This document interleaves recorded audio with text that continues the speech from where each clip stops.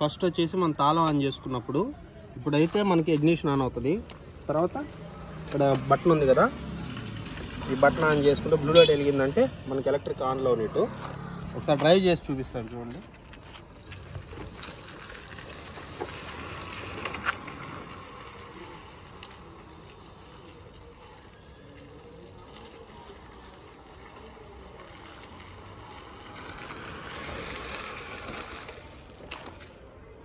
ఇప్పుడు ఎలక్ట్రిక్ ఆపుకోవాలనుకున్నప్పుడు దీన్ని ఆపేసామంటే థ్రోట్లు ఇచ్చామంటే కదలదు. సో ఇప్పుడు మన పెట్రోల్ మీద వెళ్ళాలనుకున్నప్పుడు వెళ్ళిపోవచ్చు. సెల్ఫ్ స్టార్ట్ చేసుకొని పెట్రోల్ మీద వెళ్ళిపోతుంది.